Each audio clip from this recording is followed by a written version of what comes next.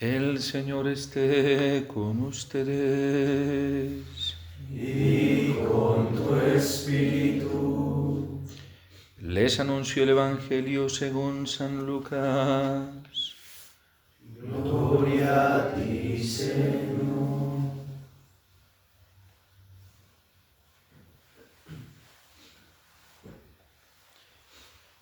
En aquel tiempo Jesús dijo: Ay de ustedes, fariseos, porque pagan diezmos hasta de la hierbabuena, de la ruda y de todas las verduras, pero se olvidan de la justicia y del amor de Dios. Esto debían practicar sin descuidar aquello. Ay de ustedes, fariseos, porque les gusta ocupar los lugares de honor en las sinagogas y que les hagan reverencia en las plazas. Ay de ustedes, porque son como esos sepulcros que no se ven, sobre los cuales pasa la gente sin darse cuenta. Entonces tomó la palabra un doctor de la ley y le dijo: Maestro, al hablar así, nos insultas también a nosotros. Entonces Jesús le respondió: Ay de ustedes también, doctores de la ley, porque abruman a la gente con cargas insoportables, pero ustedes no las tocan ni con la punta de un dedo. Palabra del Señor. Gloria a ti, Señor Jesús.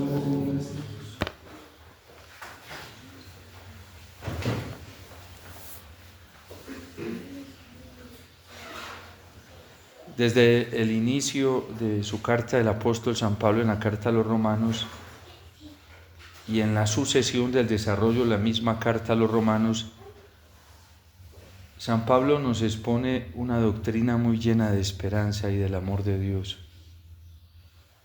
porque está diciéndonos para qué fue escogido y es para traer el Evangelio que justifica a quienes lo obedecen.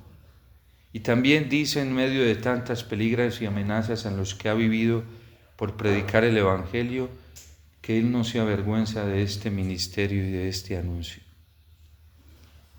Tanto en el capítulo 1 como en el capítulo 2, donde habla de la realidad en la que estamos envueltos todos, porque aún nosotros, sin pertenecer a ese tiempo, que es la realidad del pecado que azora, que tiene destruido al hombre y lo tiene cargado con tanto sufrimiento, tanto a creyentes como a no creyentes, nos viene a ratificar lo que Él tanto ha predicado, y es que el único que nos justifica es el Señor. Es el canto hoy del salmista en el Salmo 61. Seguramente después de buscar justificación, después de buscar salvación, después de buscar sanación, después de buscar misericordia, después de buscar amor, después de buscar paz, después de buscar consuelo en tantas cosas, como le pasó a los paganos, que quisieron buscar la justificación en las criaturas y terminaron envueltos en ellas, adorando a las criaturas y perdiéndose en ellas, hasta el punto que dice San Pablo que no reconocieron en la bondad, en la belleza y en la verdad de las criaturas al amor de Dios que quería llenarlos. En ese dicho que siempre escuchamos popular pero tan lleno de sabiduría, se quedaron con los dones de Dios y no con el Dios de los dones. Y cómo los paganos se fueron perdiendo en esto, no porque las criaturas de suyo fueran malas, sino porque, como nos lo estaba enseñando el Papa León XIV hace 2 meses, creo, 1 mes, no recuerdo, cuando nos pidió durante 1 mes orar para que todos reconociéramos la interdependencia de las criaturas, que es el término teológico que se utiliza para saber reconocer que las criaturas son un signo del amor de Dios, no son Dios. Y esa es la interdependencia, que nosotros tengamos la claridad de que ellas nos reflejan algo, una pequeña centella del amor de Dios, pero no son la fuente del amor de Dios, porque Dios es la fuente del amor. Las criaturas se manifestaron como un signo bellísimo y hoy se siguen manifestando como un signo bellísimo de que Dios existe, de que Dios tiene poder y que en Dios está la grandeza de su amor. Pero por no reconocer esto, los gentiles y los paganos se perdieron en ellas, las adoraron, hicieron de ellas esculturas, las convirtieron en Dios, hasta el punto que de hombres y mujeres terminaron desordenando sus relaciones sexuales. El homosexualismo, hombres con hombres y mujeres con mujeres. El desorden sexual que vive la humanidad hoy y que ha tocado también las esferas más íntimas de la estructura de la Iglesia, su jerarquía, viene precisamente de eso, de no vivir en la justicia. ¿Y qué es la justicia? Reconocer que cada hombre y cada mujer es una creación digna de parte del amor de Dios. Que la mujer es la creación bella, hermosa, delicada y tierna de Dios, que es tierno, bello y delicado. Que el varón procede de esa creación magnánime de la autoridad, del poder, de la omnipotencia, de la sabiduría de Dios, pero que no es Dios. Y en los desórdenes que deja el pecado, nosotros no somos capaces de reconocer eso. Y por eso viene el pecado y nos azora, nos recarga y nos hace desordenar todo. ¿Qué tal si nosotros desde la justicia de Dios, desde su amor, pudiéramos comprender el valor que tiene cada criatura? Desde el más mínimo animalito pequeño hasta la creación más digna y elevada que es el ser humano. ¿Qué tal, por ejemplo, si los esposos supiesen reconocer en sus esposas que es un regalo, un tesoro que Dios les ha confiado para cuidar, para proteger, para dignificar? ¿Y qué es lo que busca la vulnerabilidad femenina, la vulnerabilidad de la mujer? Protección. ¿Y qué tal si las mujeres se dieran cuenta que ese hombre que Dios les ha dado es un regalo magnánimo de la creación de Dios, un regalo digno y muy grande que Dios ha puesto para que las puedan enrutar hacia Dios? Pero lastimosamente el pecado no deja que nuestras relaciones sean así. ¿Qué tal que nosotros los hombres todos reconociéramos que la mujer es un ser vulnerable para proteger, para ayudar, y que también tiene manifestaciones de la ternura de Dios, de la bondad de Dios, de la belleza de Dios, que pueden elevar nuestro corazón inmediatamente hasta Dios? ¿Qué tal que todas las mujeres hoy pudiesen reconocer que los hombres somos una ayuda para ella, una complementariedad, para que ellas puedan ver también el reflejo de la autoridad de Dios, del poder de Dios, de la fuerza de Dios? Y es cierto que nosotros tenemos capacidades fortificadas que las mujeres en su vulnerabilidad no tienen. Pero ¿a qué nos está llevando el desorden del pecado? A competir unos con otros y a no encontrar en esta interdependencia de las criaturas el valor sagrado que cada uno de nosotros tiene y con el cual Dios ha impreso o ha marcado o ha sellado más bien nuestra alma. Es que nos necesitamos los unos a los otros para poder encontrar el amor de Dios. Es que ninguno es más ni menos en este trabajo de poder encontrar la justicia y la paz de Dios. Cada uno es valioso, muy valioso, ni más ni menos que otro. Y esa es la justicia que Jesús le está reclamando a los fariseos, porque ellos creen en ese engaño del pecado que la justicia viene de pagar hasta el más meticuloso de los impuestos. Y el Señor dice, no está mal, hay que seguirlo practicando, hay que seguirlo haciendo, pero no se olviden de lo más importante, que es la justicia. ¿Por qué hoy las instituciones políticas no están sirviendo? Porque la política no tiene la capacidad de reconocer que la riqueza más grande para identificar, o más bien para encontrar el bien común, es el reconocimiento sacro que tiene cada criatura. Pero la estamos destruyendo. El Papa Benedicto XVI, y lo trae el Papa León XIV en esta exhortación sobre los pobres, cómo el Papa Benedicto XVI pudo identificar que la política ya se pervirtió también y vive en función de un sistema económico. No vive en función de la dignidad de la persona humana, del cuidado de la dignidad de la creación. Y todos estos partidos políticos de derecha y de izquierda no viven más que en función de intereses personales, económicos, materiales, no en función de la dignidad de cada persona. Y el pecado lo ha desordenado todo. Y es lo que está diciendo San Pablo en la carta a los Romanos. Pero tú que eres creyente, si te igualas a estas cosas, también te condenas a ti mismo. Porque la función de la ley, la función de la norma en la liturgia, en el dogma, en la moral, está precisamente en función de que todos descubramos la grandeza del amor de Dios y la justicia a la que nos lleva el amor de Dios. ¿Para qué existe la ley? ¿Para qué existe la norma?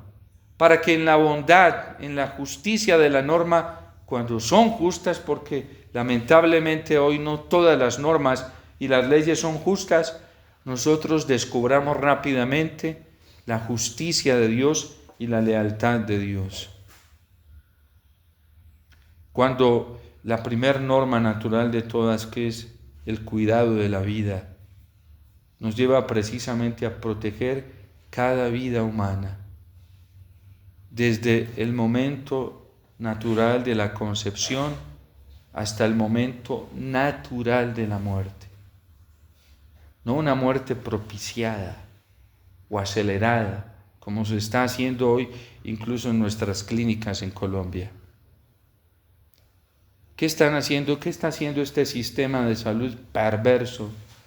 Acelerando la muerte de las personas, no respetando el proceso natural de una muerte, quitando los cuidados paliativos, quitando las ayudas médicas que necesitan para que la muerte pues encuentre su curso natural y se desarrolle todo ese proceso de la muerte naturalmente como debe hacerse. Pero hoy, por ejemplo, ¿por qué el catecismo quitó la pena de muerte? Porque es un irrespeto también a este procedimiento de la muerte natural. Y la Iglesia no está de acuerdo con la pena de muerte. Pero aún dentro de la Iglesia encontramos católicos que están a favor de la pena de muerte y son defensores de la vida. Son las incoherencias que ha denunciado el Papa León XIV recientemente y como obispo también las denunciaba. Porque él hablaba de que nosotros los cristianos católicos debemos de vivir una ética coherente. Hay que defender la vida desde la primera fase hasta el término final natural. Pero el pecado nos tiene desordenados, destruidos, y esas son las injusticias que vivimos entre nosotros. ¿Qué viene a decirnos hoy el Salmo? Que solo en Dios descansa nuestra alma. Este Salmo 61 es bellísimo, consolador, sanador, porque a veces nosotros nos lanzamos hacia las criaturas desesperadamente, esperando que ellas nos den la justificación que nosotros necesitamos, el consuelo que necesitamos. Yo que constantemente viajo, a veces contemplo eso y me pregunto y veo, en eso puedo ver el dolor, el sufrimiento que vive la gente hoy por este desorden del pecado.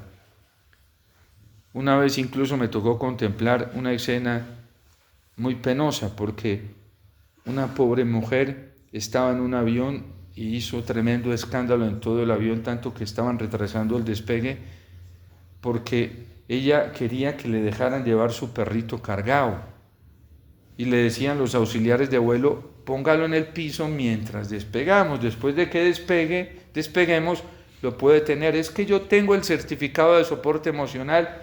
Y efectivamente, o sea, sí era verdad, porque la señora estaba descompensada porque no se lo dejaban tener cargado. Su soporte emocional es una criatura, un animal, ni siquiera un ser humano. ¿Y qué está diciendo San Pablo? Es que ni siquiera el ser humano puede ser nuestro soporte emocional. El Salmo está diciendo hoy, nuestro soporte emocional es el Señor. Es que no hay ningún amor que nos satisfaga tanto como lo necesita nuestro corazón. Por más de que lo busquemos, por más de que nos esforcemos, por más de que tratemos de que así sea. La realidad que viven los matrimonios es la evidencia más grande de esto. ¿Cuántas mujeres encontraron un hombre, se enamoraron de él y dijeron, por fin encontré mi media naranja, aquí está mi complemento, mi todo? La esfera redonda que lleva a la perfección. Y esto tiene su consistencia incluso en la filosofía griega. Platón tiene un mito donde dice que qué fue lo que pasó. Como la mitología griega no alcanzaba a encontrar qué fue lo que había pasado, describen y dicen que el hombre, el ser humano, era una esfera redonda, completa, que estaba plena en sí misma, pero que un día Zeus, porque se estaban comportando mal, lo partió a la mitad y los mandó a diferentes lados.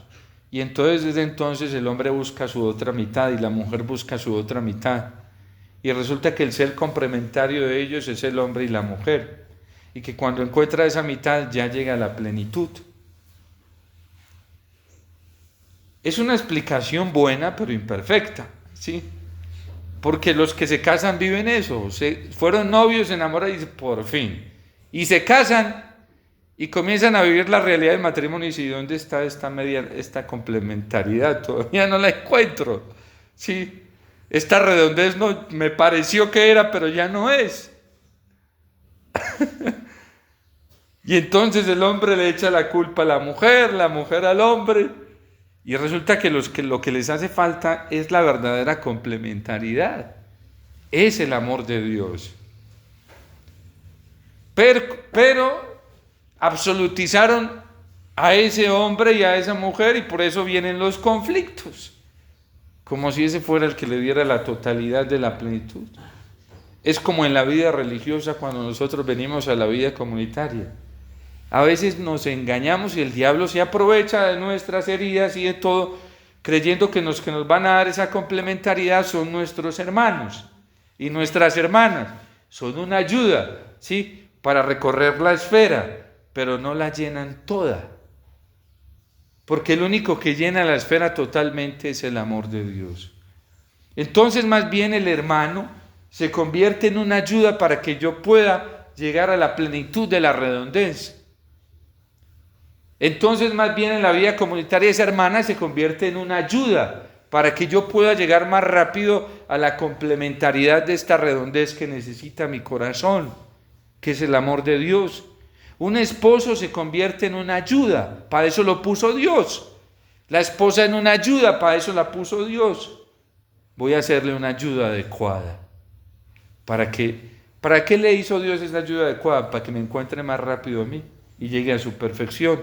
Hoy que celebramos a Santa Teresa, que habla precisamente, ella encontró este camino de la perfección y hablaba de la perfección que era la totalidad del amor. Y decía que la totalidad del amor solamente lo ofrecía el camino de la santidad. Entonces, ni un perro, ni un gato, ¿sí?, ni un ratón como mascota, hoy la gente tiene mascotas de todo, ¿sí? Nada de eso. Ni un hombre, ni una mujer. Estos pobres que están reclamando hoy que necesitan los hombres, que dicen, yo necesito un hombre para ser, un hombre, imagínense, reclamando un hombre, ya le piden a la iglesia no solamente que los acepte así, sino que les apruebe ese desorden, porque con un hombre va a ser feliz. Ahí está mi redondez, pobrecitos. Yo que he atendido homosexuales, no uno, muchos, yo siempre les pregunto, ¿y tú eres feliz con tu pareja? Porque tienen la humildad de acercarse. Lastimosamente muchos llegan a confesarse, yo les digo, yo no puedo darte la solución porque tú sabes que están en un desorden y la mayoría sabe. ¿Y saben qué me dice? Me dice, padre, lo que pasa es que yo he ido donde otro sacerdote y ese sí me ha absuelto. Y yo nunca los he absuelto y nunca se han ido molestos, nunca. De hecho, se van agradecidos de que les sea tan claro.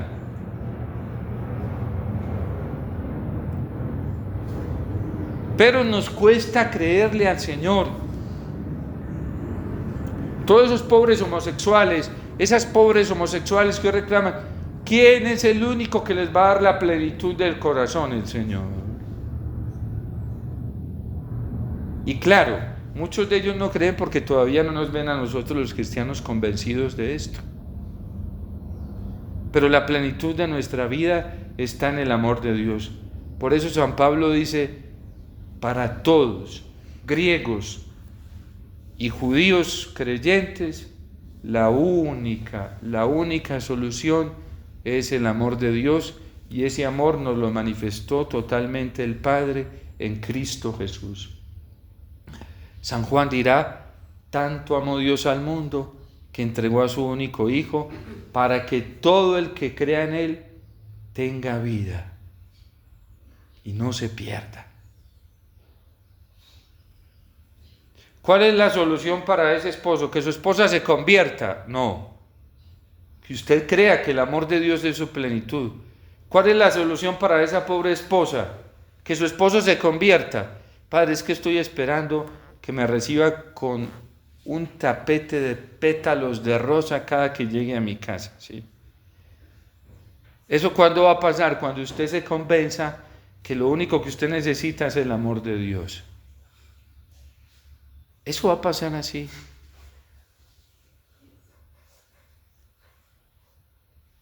A mí me impacta encontrarme parejas porque las encuentro y eso llena de esperanza. De 35, 40 años de vida matrimonial. Estos días me recogió un señor ya mayor, ¿sí? En la misión donde iba. Y entonces me impactó mucho porque estaban vendiendo rosas. Y él se puso a mirar el ramillete de rosas, ¿sí? Ya tienen hijos grandísimos, ¿sí? Casados, son abuelos. Y entonces dijo, deme una de esas bien bonitas. Y la miró. Cuando llegó allá donde su esposa le dice, mi amor, aquí te traje rosas. Y ella fue y lo abrazó y le dijo, gracias, mi amor. ¿De dónde le sale a ese esposo eso después de tantos años? De lo que Dios va haciendo en su corazón. Porque el centro de su vida es el Señor, o por lo menos se esfuerza para que el centro de su vida sea el Señor. ¿Y por qué a esa esposa, en vez de recibirlo con una cara amargada, lo que le sacó fue una sonrisa, una alegría, y fue y se lanzó sobre sus brazos? Pues con semejante estímulo. Papa Francisco, cuando vino a Colombia, decía que hay que dar el primer paso. Y el primer paso es buscar lo que necesitamos en el Señor. Pero ¿cuál es el pecado más fuerte nuestro? Que no le estamos creyendo al Señor. No le estamos creyendo al Señor. El salmista hoy pues nos da ese toque de secreto. Solo en Dios descansa mi alma, porque de Él viene y en Él espero toda mi salvación. El Señor es mi refugio y mi defensa, ya nada me inquietará. Si nosotros encontramos la justificación, nuestros sufrimientos cambian, nuestras amarguras cambian, nuestras tristezas cambian, nuestros dolores cambian. Nuestro dolor se convierte en amor, en capacidad de entrega, y de entrega a quien más lo esté necesitando. La Iglesia poco a poco, de ahorita con el Papa León XIV, va a ir encontrando que el verdadero pobre no es el que necesita solamente pan, necesita agua, necesita educación. Poco a poco la Iglesia va a ir encontrando esto y llegando a esa conclusión. El pobre más grande es el que está necesitando el amor de Dios. Por eso Jesús le dice a la samaritana, yo agua material no te voy a dar. Ya estás bebido mucho y sigues teniendo sed.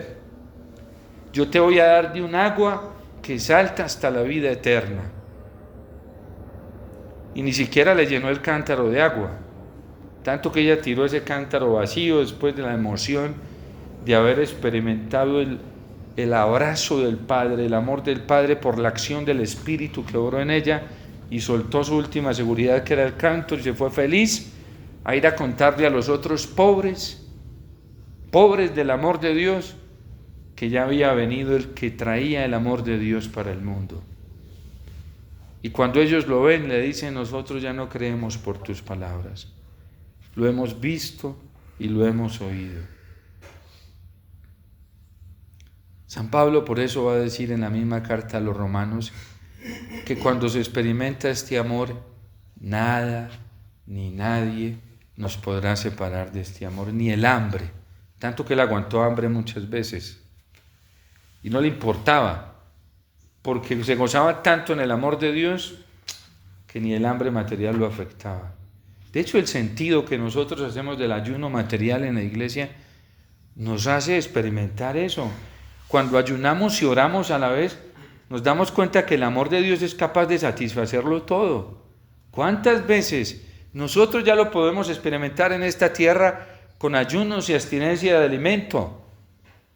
Y nos damos cuenta que el amor de Dios se capacita con una gracia muy grande. ¿Cuántos santos se han alimentado durante 10, 20, 40 años solo de la Eucaristía? Y van y los pesan y están todavía gorditos, bien, en el peso, en el punto, ¿sí? Ni más ni menos. El Padre Pío no sé cuántos litros de agua soltaba, ¿sí? Con los estigmas que tenía. Iban y le hacían exámenes médicos y estaba bien, muy bien. Pero es que es lo que Dios quiere despertar en la iglesia. Esta fe sobrenatural, capaz de creer que el amor de Dios lo satisface todo.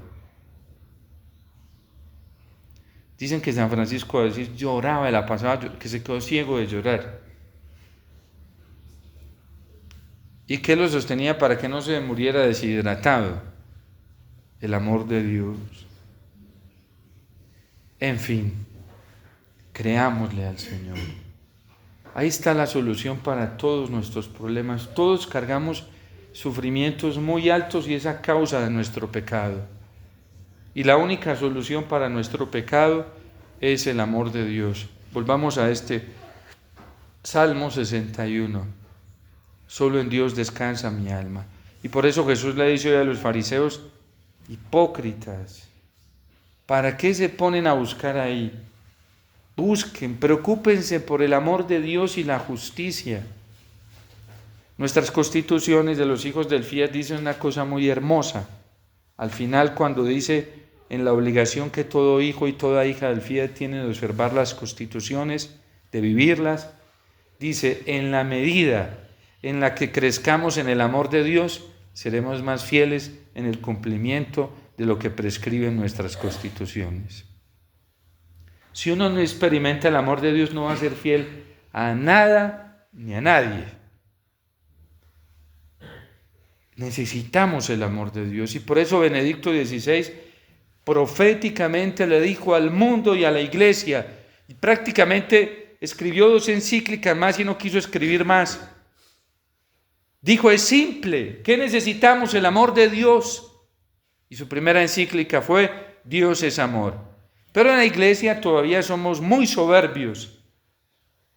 Nos falta llegar a esa conclusión, por soberbia, por pura soberbia, por puro orgullo, que lo único que va a salvar al mundo y a la iglesia es el amor de Dios. Y Dios quiere encontrar corazones sencillos y humildes que le crean para comenzar a transformar este mundo, con testigos audaces del amor de Dios. Por eso necesitamos esta fuerza de Pentecostés, porque solo el Espíritu Santo es el único que nos puede llevar a esta realidad del amor de Dios y sanarnos todas las enfermedades que tenemos. Si el amor de Dios fue capaz de alimentar con 5 panes y 2 peces a miles de personas. Imagínense cuánto no podrá hacer hoy el Señor con sacerdotes religiosos, laicos, religiosas, que le creamos a su amor. Le dice Felipe: Señor, ¿y qué es esto para tanta gente? Tráigamelos para que vean. Y los multiplicó y alimentó, y la gente sació hasta sobraron 12 canastos. Pero no le estamos creyendo al Señor. Tenemos que orar por un Pentecostés muy fuerte en toda la iglesia, empezando desde el Papa hasta el último bautizado. Todos necesitamos esta convicción del Espíritu Santo. Y se acaba la pobreza del mundo. Porque no hay nada, no hay ninguna solución más grande para la pobreza que la riqueza del amor de Dios. Por eso Dios, siendo rico, se hizo pobre, para mostrarnos que su riqueza es suficiente para calmar toda hambre. Lo que enseña San Pablo en Filipenses 2, del 1 al 11. Que la Virgen siga intercediendo por nosotros. Le pedimos a San José que Él en ese amor y en esa paciencia no deje de interceder por nosotros, que fuera de nosotros sin su intercesión.